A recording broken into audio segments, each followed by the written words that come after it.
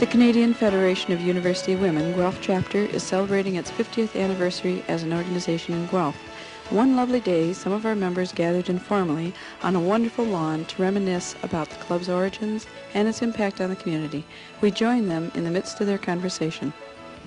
One story about the fun we had the first Christmas party when we were meeting in the elegant surroundings. Tell us, Doris. Yes, I'm glad you're going to let me because I was going to anyway. But the community center, or community house at the university in those days, where the president entertained visiting dignitaries.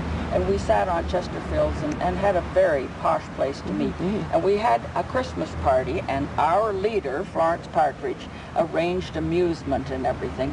But a lady, a professor from Mac Hall, stole the show. Her name was Jessie Lampton, I think you reminded me. And she brought to that party in 1945, when we had had wartime conditions for a long time. You couldn't get potatoes, you know, sugar and tea and coffee were rationed. And one thing you could not get was Miracle Whip salad dressing. And when the table was laid out with all the goodies, after we'd played the games and we were going to have our tea and goodies, she stood there and said, "Look, ladies," and held up a large jar of Miracle Whip. And all the university women became little girls and rushed over, and we all had a little bit on our, where we're having salads or sandwiches. That was an exciting moment, and the University Women's Club brought that to us folks that were hungry for a Miracle Whip. So it's not all, you know. That's the seeds for all the interest in nutrition.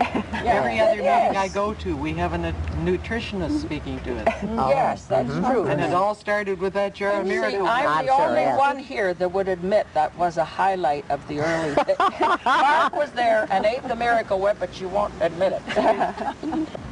Florence, you and I were founding members of University Women's Club in Guelph, and you were the first president. What do you remember from those early days? Well, I was president under false pretenses, Mark. The club started with a telephone call. The networking system was working then, even as it is now. And Mabel Dunham, the author, was also the librarian in charge of the library in Kitchener. And she wrote a book about the Grand River. That's right. That's right, that's the one. So she telephoned to me in the library at the Ontario Agricultural College and said, did I think that we were ready for a University Women's Club in Guelph? I wasn't very enthusiastic about it myself. In fact, I was very unenthusiastic. Oh, I didn't realize that. But I didn't feel that I could speak for everyone, for all other university graduates in Guelph. So I agreed to make a few phone calls and to see if there was any interest. And I found that indeed there was. And the people I phoned telephoned to other people. And we arranged to call a meeting.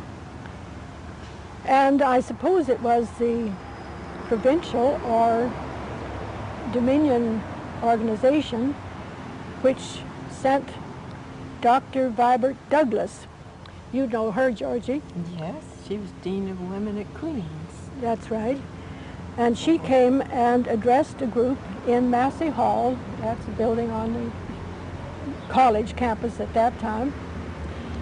And she was so enthusiastic about the place that University Women's Clubs had and could have that the group who were there decided, yes, they wanted to have a club and arranged to have an organization meeting in about a month's time. So that was really how it got off the ground. Yes, I remember that there was a gathering of, I think, about 30 people, and we had help from Kitchener, the Kitchener Club in the very beginning. They sent over a member of their executive to recommend the kind of club they were running and to tell us some of the programs that their members had found interesting. I've always felt that the best way to keep from getting onto an executive was to be on the nominating committee. So I accepted a position on the nominating committee. And we agreed to hold our first meeting in October, I think, of the fall. And by then, the nominating committee was to bring in a slate of officers. We did a lot of telephoning, and not many people were interested in being on the executive. But we did finally get an executive of a president, secretary, a treasurer. I don't know why we weren't smart enough to think we might need a vice president, but apparently we didn't.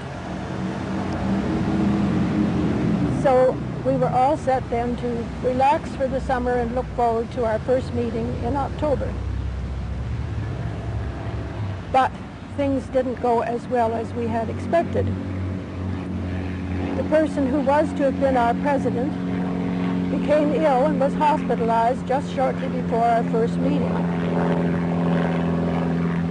So I agreed to take the chair for the first meeting, and before I knew what was happening, I was elected president. So that was how greatness was thrust upon me. Yes.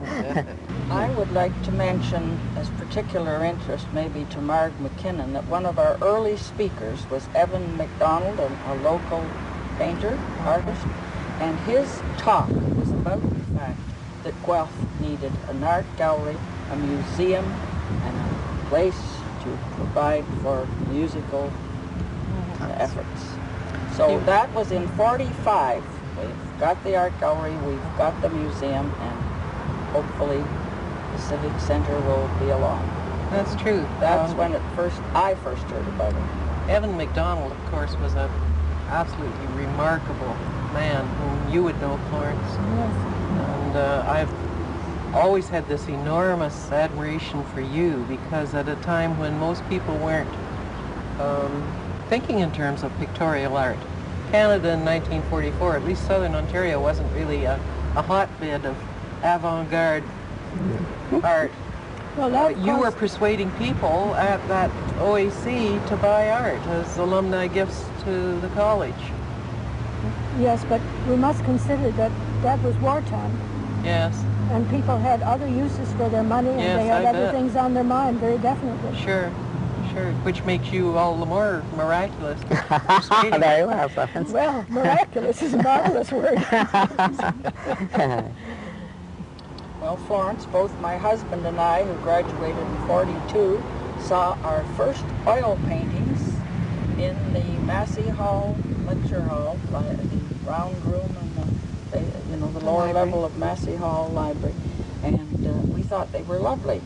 In our homes, we had colored photographs or, prints that had been framed, and we, two deprived people, had never seen oil paintings till you had them sent from the art gallery in Toronto, and they loaned them to the university, and we could look at them and then vote on them. Doris, you're giving me credit where it doesn't belong. It was the English department who made those arrangements. And who was behind it? Now we can say it was Florence. Don't you think that University Women's Club members act to foment that kind of interest in a community? Yes, I think they have through the Yes.